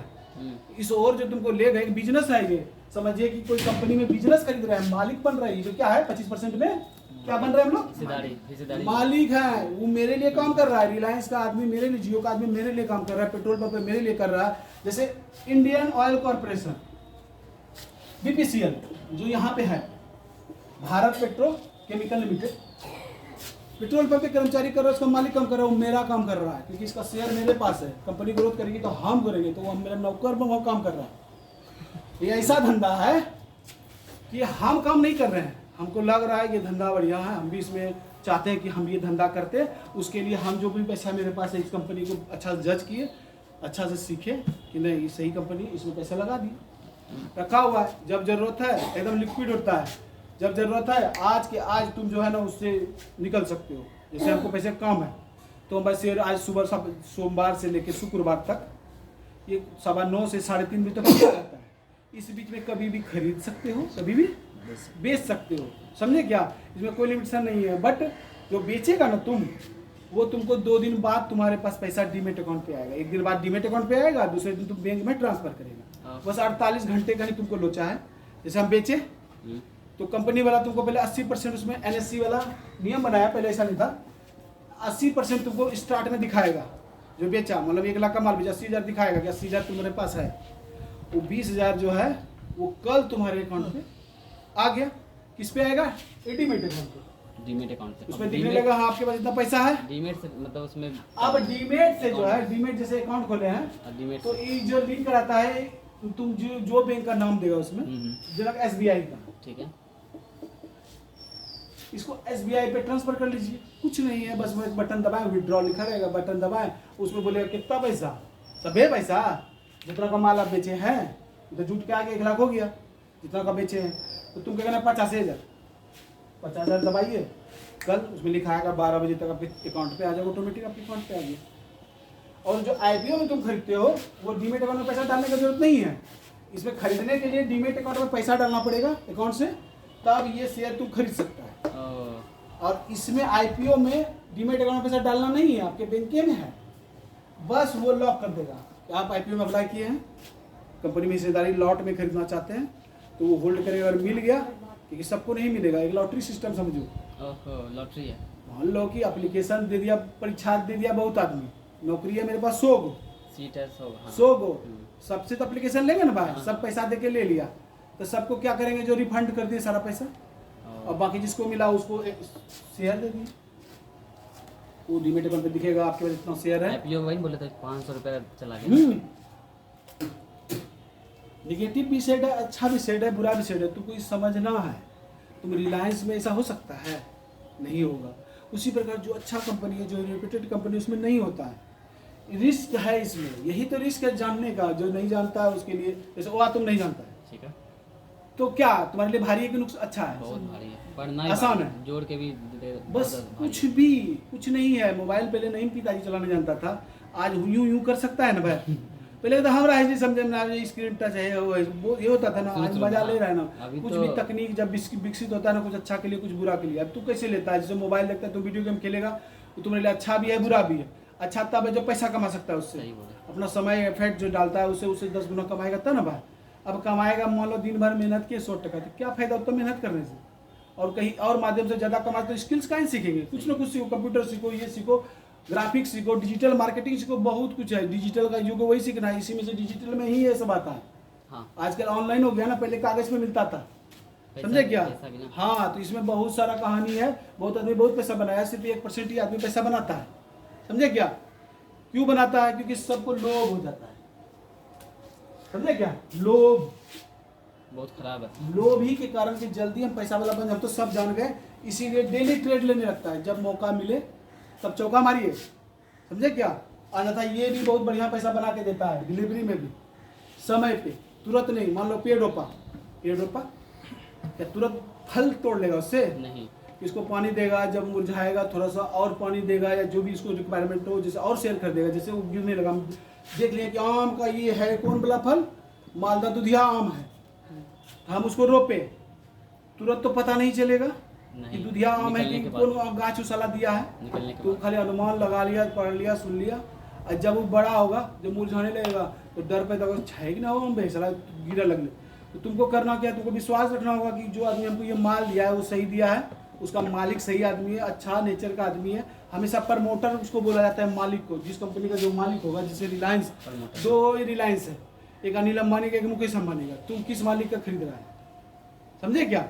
ये ध्यान रखना पड़ेगा इसमें। यानी उससे ना मिलता जुलता कोई और चीज़ मिल गया, अरे नाम यही है, पहले पता करेगा ना रे, सब तुमको पता हो जाएगा, सीखेगा तो सब पता रहेगा। अब तुमको ये समझना है कि वो जो है पेड़, जो है पेड़ में पानी दिए, अब पानी दिए तो फिर जब मुरझाने का भी लगा तो पानी डालेगा कि नहीं? तो वही है कि और जैसे और शेयर खरीदेंगे उसका, जब गिर जाएगा तो और शेयर खरीदेंगे। समझ लो कि तुमको सोना और सस्ता मिल रहा है, समझे क्या? सोना और सस्ता में मिल रहा है, हम जानते हैं कि इसका भाव बढ़ने है, तो क्यों ना उसको और खरीद ले। सही बोला। और जब और खरीदेगा तो तुम्हारा एवरेज आउट हो जाएगा। मान लो कोई 500 में खरीदे, अब यही 500 का शेयर 1000 में लिस्ट ना होके, डबल ना होके 400 में लिस्ट हो जाता है। अगर लेकिन कंपनी में तुमको भरोसा है तो उसका और शेयर खरीद सकता है।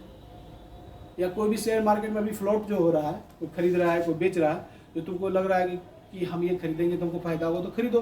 फिर वो गिरेगा तो करना क्या है कि 5 इंस्टॉलमेंट में खरीदना है। अगर 50,000 इस कंपनी में निवेश करना है तो करना क्या है, अभी 10,000 रुपये का जिस रेट में मिल रहा है, लेकिन हमको कंपनी पसंद है, ठीक है, और हम देख लिए कि भाई थोड़ा सा 52 वीक हाई और 52 वीक लोग उसमें दिखाएगा, उससे अब देख लेंगे 20% सस्ता मिल रहा है, तो पहला इंस्टॉलमेंट तुमको रोक देना है 10,000, ठीक है। और फिर उसके बाद देखें क्या कि जिस रेट में हम खरीदे 500 रुपये में, वो 400 पे आ गया, यानी कि 20% डाउन चला गया जिस खरीदे थे उससे भी। तो तुमको जितना 10% यूज किया था ना पैसा, या 20% यूज किया था, तो 40% यूज करना है। उसी तरह 5 बार में सारा पैसा तुम उस कंपनी में दे दिया। अब उसके बाद उसमें उसको साइड कर दो। अब दूसरा पैसा मेरे पास है तो दूसरा कंपनी, जो 10 कंपनी का पोर्टफोलियो बनाया जाता है या 15 का, इन्हें कि बहुत सारा कंपनी ले लिए, हम तो राजा हैं, सब कंपनी अच्छा है वो अपने स्थान पे, उनको सब नजर आएगा। लेकिन अगर ज़्यादा में, मान लो कि ज़्यादा में डिस्ट्रीब्यूट कर देगा तो प्रॉफिट भी डिस्ट्रीब्यूट हो गया। कभी कोई नफा कर रहा है, कोई नुकसान कर रहा है, एवरेज आउट हो गया, तुमको कुछ नहीं मिलेगा ज़्यादा। एक ही में करना नहीं, तो 10 से 15 कंपनी, 10 से 15 कंपनी, ताकि इससे क्या हो, कोई नहीं चला तो कोई चला, तो हमारा पैसा सही तरीके से बढ़ रहा है जितना हम एक्सेप्ट किए थे। अब ये नहीं कि एक ही कंपनी में सब दे दी तो रिस्क कितना हो जाएगा। मान लो अभी हम कोई एक ही कंपनी में सब पैसा डाल दिए, इसमें कोई न्यूज आ गया कि इसका मालिक फ्रॉड निकलेगा, तो ये अगर 1000 का शेयर है ना, ये 10% बनने में भी टाइम नहीं लगेगा। अब तुम्हारा सारा पैसा चला गया। अब हम मान लो 10 कंपनी लेते हैं, 1 2 3 4 5 10 समझ लो, ठीक है 10 अब कंपनी, सब में एक ही फंडा है। 10 कंपनी में जितना पैसा मेरे पास 1000 है हाँ।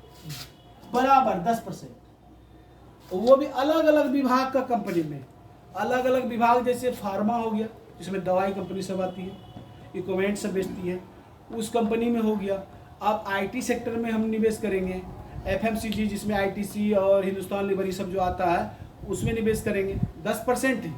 उसी प्रकार उसमें 6-7 सेक्टर है, उसी में तुम 10 तो फाइंड कर लो, उसी में जिस सेक्टर में ज़्यादा पसंद है उसमें एनबीएफसी में बैंक आता है, और बैंक भी आता है और एनबीएफसी भी आता है, तो उसी में 2 कंपनी ले लिए। उसी तरह तुमको बताया जाएगा क्या क्या करना है, तो सब में बराबर बराबर 10% हम निवेश करेंगे पहले, ठीक है। फिर जब पैसा आएगा तो जो इसमें से ज़्यादा गिरा रहेगा, कंपनी हमको सब पसंद है, उसको खरीद लेना है। फिर पैसा आएगा, फिर उसको खरीद लेना है, और लास्ट में ये देखना है कि जिसमें जो है, यानी कि एवरेज हमेशा करना है इसमें, ठीक है।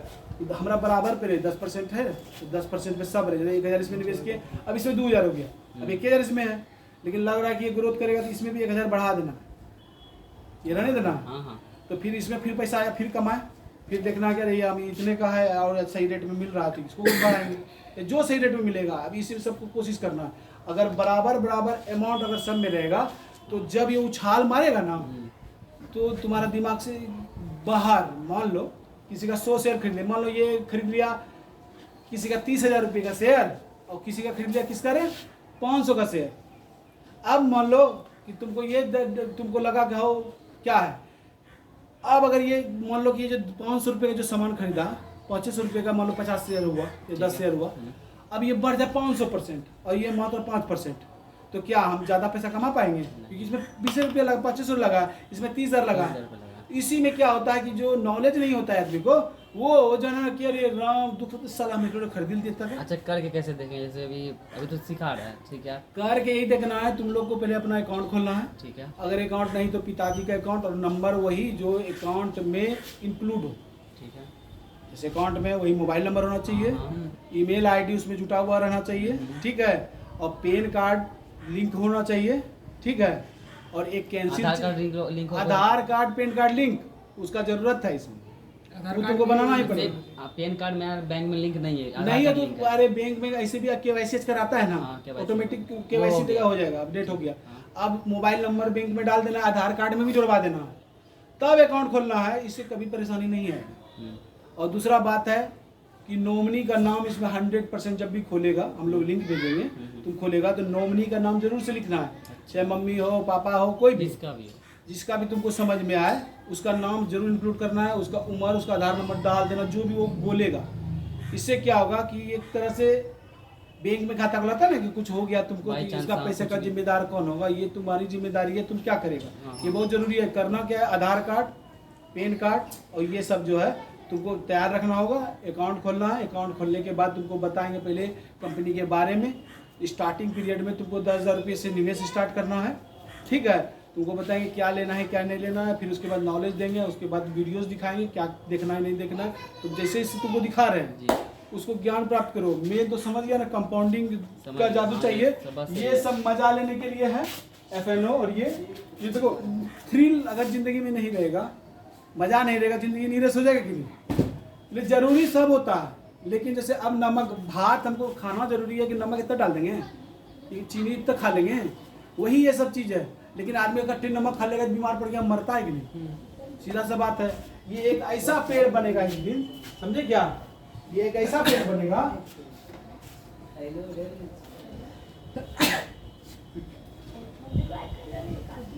अब यहाँ पे कॉन्सेप्ट समझो। कोई भी पेड़ को बढ़ने के लिए 3-4 साल लगता है। आप लगातार इसका सेवा कीजिएगा बढ़िया से, तो ये बढ़ते बढ़ते बड़ा होगा। नंबर ऑफ शेयर आपके पास ज़्यादा हो जाएंगे। शेयर है। अब पहले हम 5 खरीदे थे, आज ये कितना हो गया, 50 हो गया। मेरा पैसा बढ़ते चला गया 2-3 साल में। हाँ अब उसके बाद क्या होता है कि कंपनी का 2-3 तरह से इनकम होता है आपको जो पैसा प्रोवाइड करेगी। एक तो पहले आपका शेयर प्राइस अगर यहाँ था, ठीक है, तो शेयर प्राइस भी बढ़ेगा, ठीक है। और ऊपर से ये जो है ना कि समझो कि खाना के बाद एक तो स्वीट डिश, रसमलाई या कुछ भी समझ लो, वो एक्स्ट्रा आपको डिविडेंड देती है। डिविडेंड का मतलब होता है कि जो कंपनी कमाई 3 महीना में, वो बोला क्या कि 3 महीना में हम ये पैसा, उसका मन है बांटे या ना बांटे, वो बोलेगा कि ठीक है हमने नया फैक्ट्री लगा रहे उसमें ये पैसा लगाएंगे, ठीक है। विचार किया कि इतना अपना सब में आपस में पैसा इतना बांटेंगे, तो वो या तो तुमको देगी या तो वो अपना काम में लगाएगी, उस पर डिपेंड करता है। लेकिन प्राय देखा गया है हर कंपनी साल में एक बार, क्योंकि कंपनी 4 बार भी देती है। कितना बार? क्या देती है? 4 बार डिविडेंड देती है कि वो अपना कमाई का एक हिस्सा आपको देगी। अच्छा, आप हमारा पार्टनर बने हैं, हम कमाइयो भाई, तो तुमको भी थोड़ा सा जो है ना हम देंगे। तो देंगे तो सब बराबर ही लेंगे। अब हमारे पास 75% है, तो सबसे अधिक कमाएगा कौन? 25%। अगर ये तो इसमें किसी का अधिकार नहीं होगा, ये तो इसी से निकलेगा पैसा कंपनी से। तो 25%। तो ये 75% तुम जितना पार्टनर है उसमें बटा। अब ये 25% में सबको जितना जिसका शेयर है, किसी को 100, किसी को 500, किसी को 1000 उसको मिला। अगर मेरे पास 5000 शेयर है, ठीक है, हमको एक पे अगर 10 सेट का ये दिया, ये बढ़ेगा 5000 शेयर कब होगा? 50,000। उस समय बाद। और कभी कभी ये 5 तुम 200 शेयर खरीदा है ना, तो ये 5 लाख शेयर में भी तब्दील हो जाएगा। कंपनी का एक फंडा होता है, वो चीज़ तुमको बाद में उसको समझाया जाएगा कैसे होता है। ये वो स्प्लिट करती है, ठीक है, यानी कि टुकड़ा में। जैसे अभी हम शेयर का दाम 500 रखे हैं, वो बढ़ बढ़ के हो जाता है अगर 50,000, तो सबको उसको खरीद पाएगा। तो उसको लिक्विडिटी करने के लिए कि आदमी आराम से उसको खरीद सके, उसको तोड़ा जाता है। उसको तोड़ा जाता है NSE BSE पे, फिर कागज़ निकलेगा कि ठीक है हम इसको भाई स्प्लिट करना चाहते हैं या बायबैक लाना चाहते हैं, किसी भी कारण बस कुछ भी करता है, तो वो उसको तोड़ देती है। तो उसका दाम 50,000 यानी कि हो गया, तो उसको बाद 5,000 रुपये लाने के लिए 10 टुकड़ा कर देगा इसी का, एक ही शेयर का 10 टुकड़ा हो गया, तब तुमको खरीदने में आसान हो गया। लेकिन जो शुरू में 500 खरीदे तो उसको तो मजा आ गया। अब 10 शेयर एक के बदले में आ गया। अब अगर 5,000 शेयर था तो कितना हो गया? 50,000 शेयर हो गया। अब अगर 50,000 रुपये 10 टका हमको मिल जाए तो ये बढ़ सकता है। 100 शेयर भी तुम खरीदेगा कि 5,000 भी, 10,000 भी, 50,000 भी। विप्रो का शेयर जो है ना बढ़ते बढ़ते बढ़ते लाखों करोड़ों शेयर में तब्दील हो गए। एक आदमी 100 शेयर खरीदा था 100 रुपये के हिसाब से, समझे क्या? उसका शेयर 9 लाख, 10 लाख, 20 लाख भी हो गया। वही शेयर 100 शेयर का हर बार बोनस दिया का, एक के बदले एक फ्री इस साल। फिर अगला बार बोला कि ठीक है हम तुमको डिविडेंड भी देंगे, अब ये भाई एक के बदले 2 शेयर देंगे। कभी बोला अभी एक के बदले भाई 10 शेयर देंगे, कभी एक के बदले 1 शेयर देंगे। कंपनी में इस तरह शेयर बढ़ा बढ़ा के उसका शेयर बहुत सारा हो गया। उसका अभी डिविडेंड 125 करोड़ रुपये सालाना आता है खाली 10,000 निवेश के तहत। तो आदमी सबको विश्वास ही नहीं करेगा। तो गूगल पे सर्च करो, कहीं पे भी करो, सब कंटेंट तुमको मिल जाएगा। और कंपनी जैसे मान लो बर्जर पेंट है, बर्जर पेंट लगभग यानी कि 20 साल में 400 गुना बढ़ी। मान लीजिए उसका शेयर तुम खरीदता उस समय 400 जब आज से 10 साल पहले 20 साल पहले 20 साल पहले उसका जो हाँ। प्राइस था उससे जो फायदा वो पहुंचाया ना कौन जानता? 400 गुना, 4 गुना नहीं 400 गुना पैसे को बनाया। एशियन लाख बैंक है ना? 250 बैंक में कितना बनेगा? बैंक में मेरा पैसा बनेगा 4 गुना या 8 गुना या 10 गुना बहुत 20 हो साल गया, में बहुत हो गया। 10 गुना बनेगा। लेकिन यहाँ पे 4 अच्छा भी ना जो होता है। आपको कोई 1000 गुना अच्छा भी बना ना है, जो जैसे बजाज फाइनेंस 1000 गुना बना है। इसलिए 10 कंपनी में ना से जो कौन तुम्हारा मल्टी बैगर होगा जो तुम पसंद करके लिया है, ना। उसका देख के लिया, ये कोई नहीं जानता है। इसी में आदमी अमीर बनता है, उसमें बने रहना है और पैसा कमा के उसमें निवेश करते रहना है, चाहे 100 रुपया हो या 500 रुपया हो, करते रहना है, तभी तुम पैसा वाला बन सकता है। तो बस यही फंडा है 10-15 मिनट की बात है। कि शेयर मार्केट जो है ना जुआ नहीं है, समझे 10 क्या? मिनट बाद इसको समझ के किया जाए और सही चीज किया जाए कि जुआ नहीं है। अगर निवेश के तौर पे इसको लिया जाए तो कभी ये जुआ ही नहीं है, समझे क्या? कभी जुआ का काम ही नहीं है। इसमें हुआ क्या है कि जो आदमी जितना जल्दी उसके अमीर बनना चाहा है उसी के कारण से प्रॉब्लम हुआ है। वो 10 आदमी को इन्फ्लुएंस किया है कि नहीं देखो साला सब बर्बाद हो गया, हम करोड़ों रुपये बर्बाद करेंगे।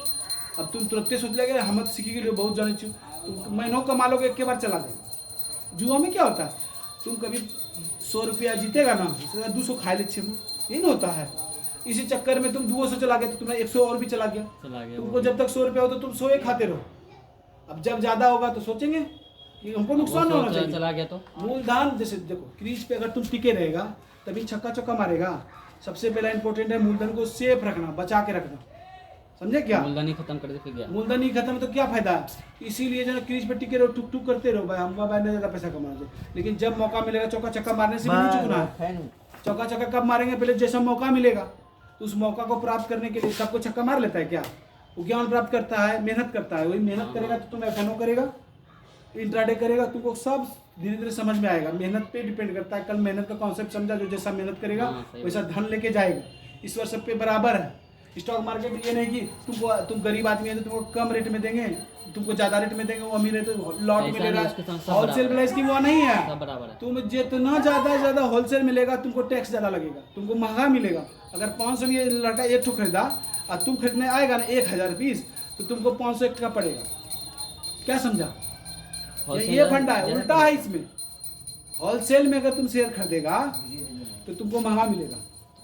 और यहाँ क्या करता है, होलसेल में खरीदते सस्ता मिलता है ना कोई भी वस्तु, वहाँ होलसेल में महंगा मिलता है।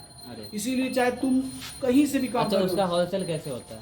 होलसेल कुछ नहीं, जितना पैसा है तुम खरीदो पूरा एक ही कंपनी में लगा दें उसी लिए। किसी नहीं रे, किसी में भी। अब होलसेल का मतलब होता है कि तुम्हारे पास 10,000 है, और आपने 10 मिनट बाद भेजी रही। 100 में 2 शेयर खरीदा, 10,000 में तुम ज्यादा खरीदा ना, तुम ज्यादा खरीदा, तुम सोचेगा कि हम होलसेलर हैं तो हमको ज्यादा कम डिस्काउंट में मिलेगा। इसमें वो सब नहीं होता है, सबको बराबर मिलता है। सब बराबर, चाहे कोई भी अंधा लूला लंगड़ा कोई भी रहे, सबको बराबर ही रेट में मिलेगा। बेचने वक्त भी वही स्कीम है, कोई वो नहीं है। इतना साफ सुथरा धंधा कहीं नहीं है। इस धंधे में खास तौर से फायदा यही है कि दुकान हम लगाते हैं, सेटअप लगाते हैं, तो दुकान में क्या होता है, फर्नीचर लगाते हैं, ये लगाते हैं, स्पेस बनता है। मतलब अब मान लो क्या कि ये धंधा हमको अच्छा नहीं लगा, उधर यहाँ भी लग गया, इतना खर्चो कर दिए तो क्या पैसा वापस होगा? नहीं होगा उतना पैसा। तो इसमें क्या है कि कुछ नहीं लगाना है, बिजनेस करना है। साबुन तेल बेचना है, उसका शेयर खरीदे, वो साबुन तेल है, ठीक है। अब ये भाई हम पैसा निवेश कर दिए, अब पैसा ग्रो कर रहा है, ठीक है। अब जब लगे कि भाई हमको, किसी को होता है कि भाई हमको 30% ही फायदा मिल गया एक महीने में, तो हम संतुष्ट है। किसी को लगा कि 10 साल में हमको 100 गुना कमाना है, तो जितना बड़ा पेट से ज़्यादा फल चाहिए तो तुमको इंतजार करना पड़ेगा कि नहीं? बस साल में यही करना है कि फल जो आए उसको हल्का फल्का तोड़ना है, रखना है, ठीक है। जब यानी कि मार्केट कभी भी पूरा बेचना नहीं है, ये भविष्य के लिए तुम सोच रहे हो इसको, मतलब हाँ। तो बस जब पैसा और रहे तो फिर खरीदना है, उसको प्रॉफिट बुकिंग किया जाता है। जैसे फल है तोड़े थोड़ा सा, इन्हें काट दे, सब काट दे, ऐसा नहीं। सब खाना भी नहीं, बेचना भी है, खाना बेचना भी है, खरीदना भी है, दोनों काम इसमें करना। खरीद बिक्री का काम है और कोई काम नहीं है। जो तुम कर रहा है दुकान में वही काम है, बस तुमको सिस्टम सीख के करना है। और सिस्टम सीखने के लिए लाखों रुपये लगता है। अब तुमको समझना है कि कहाँ से ज्ञान प्राप्त करना है, कैसे क्या करना है। अगर मेरा ग्रुप में रहेगा तो तुमको यानी कि सारा कंटेंट मिलेगा, और दूसरा बात है तुमको थोड़ा बहुत सिखाया जाएगा सही तरीके से, ताकि तुम उस नॉलेज हो जाएगा तो तुम भी कमा रहा होगा। उसके बाद तुमको ट्रेडिंग सब सिखाया जाएगा, उसके बारे में ये बाद में तुमको बताएगा, ठीक है। अभी जो शेयर मार्केट का कॉन्सेप्ट क्लियर हो गया, कैसे काम करता है। शेयर मार्केट का सीधा सा फंडा है, ये पूरा रेगुलेटेड है सेबी के द्वारा, कहीं कोई टेंशन है। अब एनएससी और बीएससी में जो है ना तुम देखेगा निफ्टी 50, इसको रिप्रेजेंट किया जाता है निफ्टी से, ये 50 बोला जाता है इसको। इसमें 50 कंपनी इसमें आपको नजर आएगा, और निफ्टी नेक्स्ट 50 उसमें 100 होगा, उसमें निफ्टी 500, उसमें जिस तरह कंपनी है ना उसमें वो शामिल होता है, और निफ्टी 50 में वही शामिल हो सकता है। इसका एक क्राइटेरिया है कि कंपनी का वैल्यूएशन इतना होना चाहिए, इतना बड़ी कंपनी होनी चाहिए, और उसका ट्रैक रिकॉर्ड अच्छा होना चाहिए, बहुत कुछ है। कि आपको 5000 2500 जितना भी कंपनी है उसमें से निकाला बढ़िया माल, आपको प्रेजेंट्स किया, ताकि आप जो है ना पूरा जज कर सके। क्या कहते 5000 कंपनी आप नहीं देख पाइएगा, कैसे कर पाएगा सरकार उस सिस्टम को लॉन्च। इसलिए 50 कंपनी से आपको बताता है। और बीएससी में जो है, बीएससी में 30 कंपनी है, यही 50 और 30, ये दोनों में एक ही कंपनी है, ऐसा नहीं कि दूसरा आ गया नहीं, जो इसमें होगा वही इसमें होगा। तो यही दोनों में जो है ये 50 से सब मिला के समझ लो, 50 कंपनी में से 6 महीने में अगर कोई गड़बड़ करेगा, यानी कि अच्छा से रेवेन्यू नहीं कमा पाया, अच्छा काम नहीं कर पाया, तो इसको निकाल दिया जाता है एक को, उसके बदले में दूसरा आता है।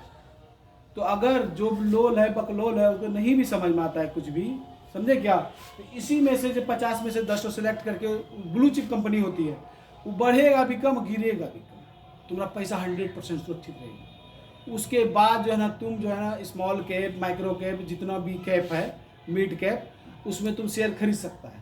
जो ग्रोथिंग सबसे अधिक किसमें होता है, मिड कैप और स्मॉल कैप। क्योंकि देखो कोई भी हाथी बन चुका है, उसको धीरे धीरे बढ़ेगा। मान लो उसके साथ बहुत आदमी है, तो उसको मान लो कि एक साथ पूरा गांव का लोग कहीं जाएगा तो दिक्कत होगा कि नहीं, वो धीरे धीरे ही बढ़ेगा 100%। अब मान लो कोई है कि 4 टोक हमरा जल्दी पहुँचना झोंसनी बढ़ी गई वहाँ, मतलब लार्ज के पास गया, वही तेजी में वो बढ़ता है।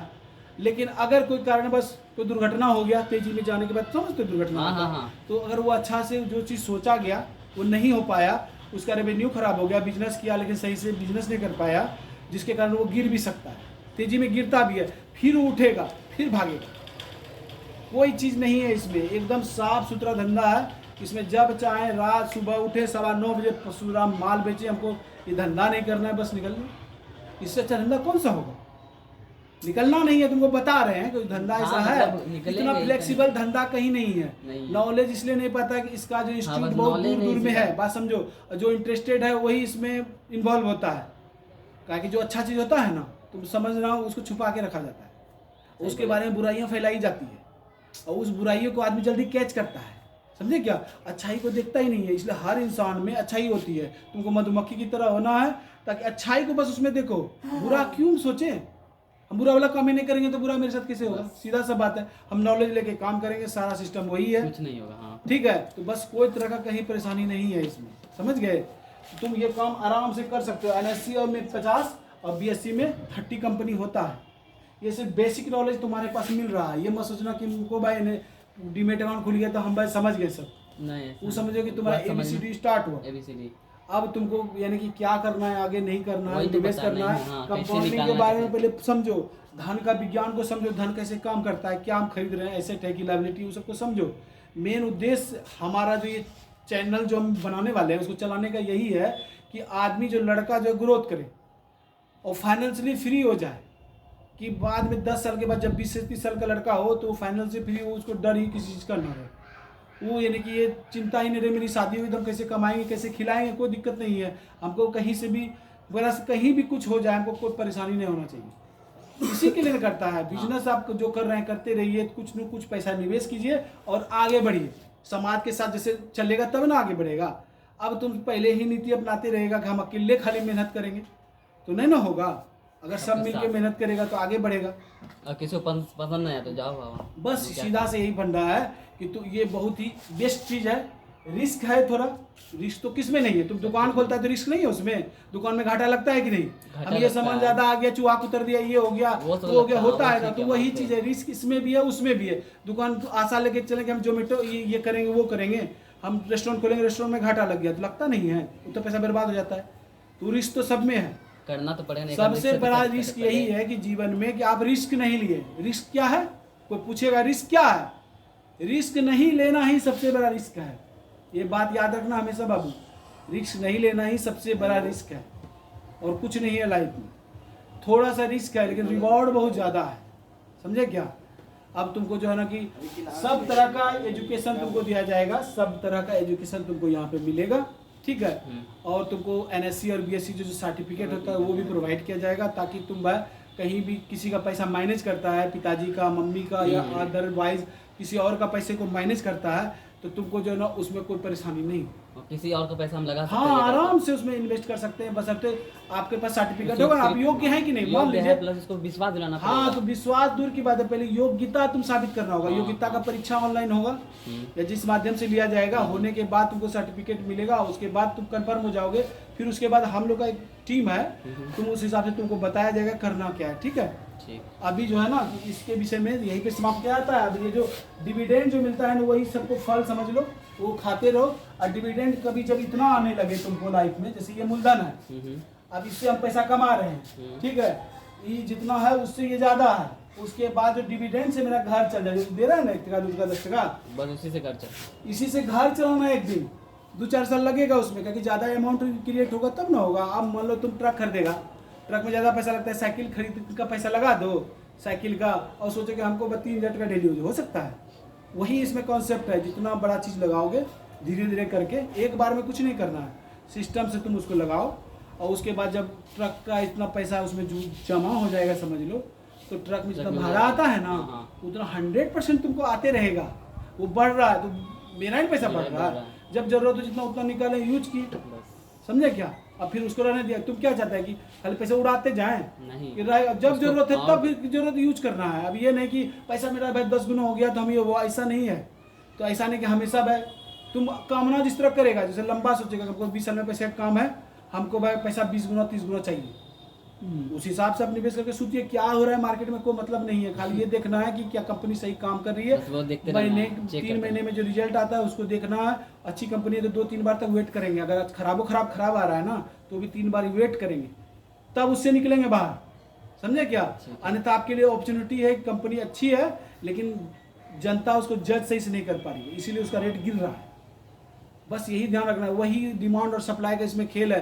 अब शेयर सब आदमी इकट्ठे खरीदने आ जाएगा तो उसका रेट बढ़ेगा कि नहीं बढ़ेगा? हमेशा बढ़ेगा। अब मान लो कि सब आदमी सोचेगा अरे राम लगे जो कोरोना लो या कोई बीमारी आ गया तो रेट गिरेगा कि नहीं गिरेगा? गिरेगा, क्योंकि उसमें सब बेचने वाला है। तो तुम बेचने वाला, यहाँ पे सीधा से यही फंडा है कि तुम बेचने वाला, हम खरीदने वाला, दोनों का नाम किसी को पता इसमें नहीं रहेगा। नहीं, अब कंपनी से मान लो हम IPO में उठा लिए, या तो कंपनी का इसमें हिस्सेदारी है तो कंपनी से हम पैसा लेने नहीं जाएंगे, कंपनी तो पैसा लेके तुरंत लगा दी कोई बिजनेस में।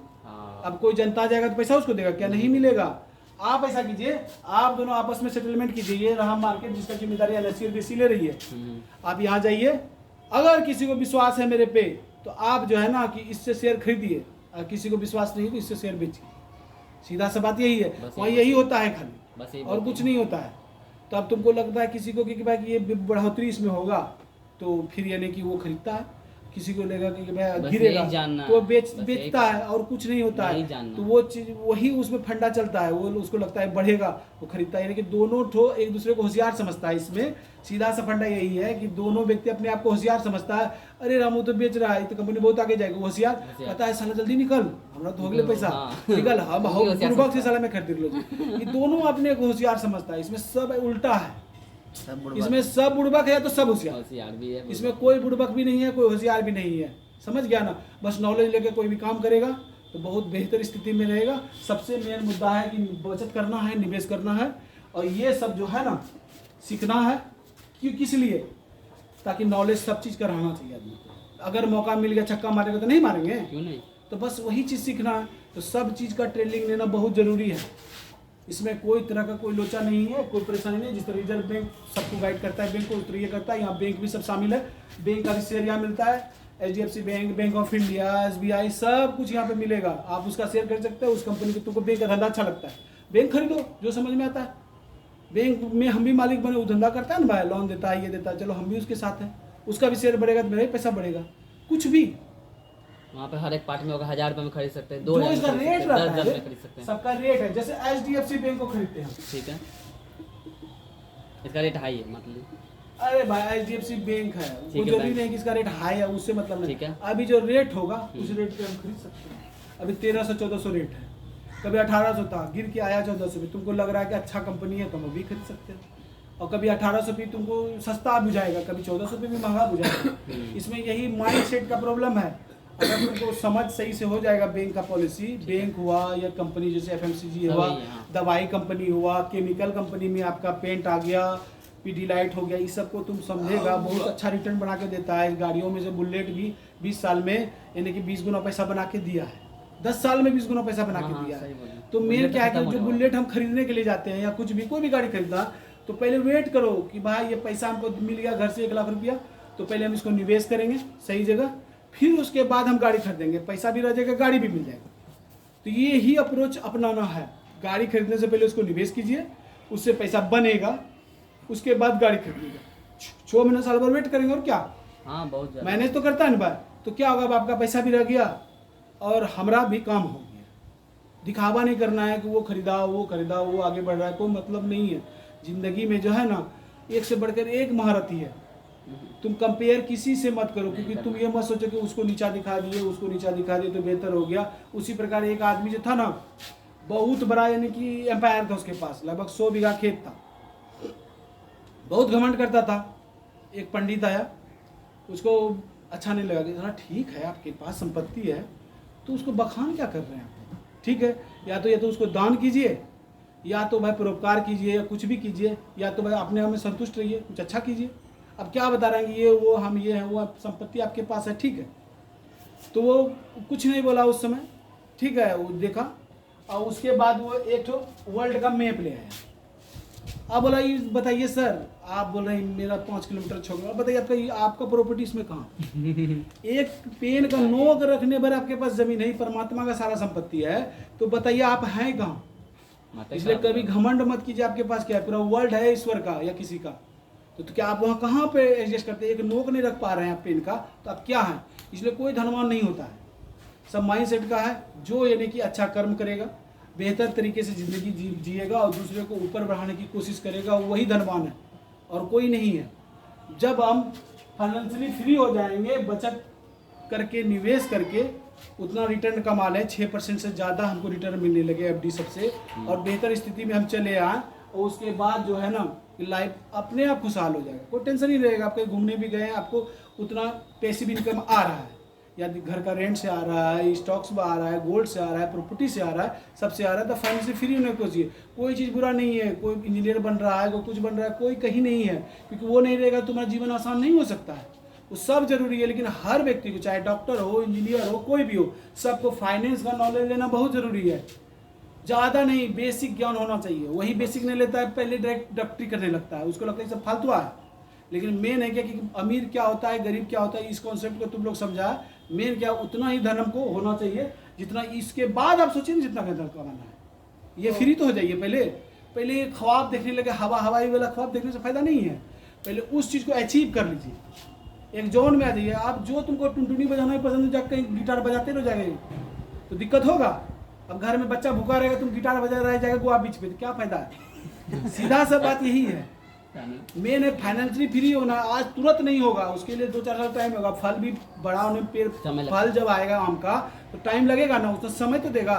लेकिन क्या होता है, लड़का सब एंट्री मारा तुरंत चाहता है पैसा छापने, ऐसा संभव है कभी नहीं। आप अपना मेहनत कीजिए, जहाँ कर रहे हैं कुछ निवेश कीजिए, ठीक है। अगर आपके पास पैसा नहीं है तो नॉलेज लीजिए, और नॉलेज लेने के बाद आप जो इसमें कर सकते हैं, इसमें बहुत जल्दी भी अमीर बन सकता है। तो नॉलेज ना बढ़ाइएगा, वो भी नहीं बढ़ाइएगा, ये भी नहीं बढ़ाइएगा, कहिएगा बेकार। यही गलती है। इसीलिए करना यही है कि कम, जैसे एजुकेशन फीस डालते हैं जी, एजुकेशन लीजिए आप, एजुकेशन फीस डाल के उसके बाद जो है ना आप डिसाइड कीजिए कि आप या तो अपना पैसा इसमें निवेश करते हैं, पापा का करते हैं, या अपने से मेहनत करके करते हैं, या तो इसी से सीख इसी पे करते हैं। तो कौन सा आसान है? एजुकेशन लेना है, आसान है। तो हमारा पॉलिसी यही है, जो भी धन आपसे लिया जाएगा, जो भी धन आपसे लिया जाएगा वो आपको रिफंडेबल है। इसलिए धन लिया जा रहा है क्योंकि आप जो है ना इसे मेहनत ही नहीं कीजिएगा। सही बोले, फ्री का ज्ञान जो है ना कोई नहीं लेता। प्रवचन होता है, कौन घर आके से भी झगड़ा करता है। अगर प्रवचन सुनने का भी बहुत सारा अमाउंट लगने लगे तो जो जरूर जागरूक है वही ना जाएगा। तो वही सीधा सा बात है, समझे क्या। अब इसके विषय में जानकारी अगर लेना है तो तुमको जो है ना कि हमारा जो सिस्टम है उसको ज्वाइन करना पड़ेगा, ठीक है। उसके लिए क्या करना होगा ये तुमको सोनू बता देगा आराम से, ठीक है। यहीं पे जो है ना ये वीडियो भी समाप्त होता है, तुम लोग का लेक्चर भी समाप्त होता है। कल बात करेंगे, उसके बाद जीवन के बारे में आगे पढ़ाया जाएगा, ठीक है। धन्यवाद।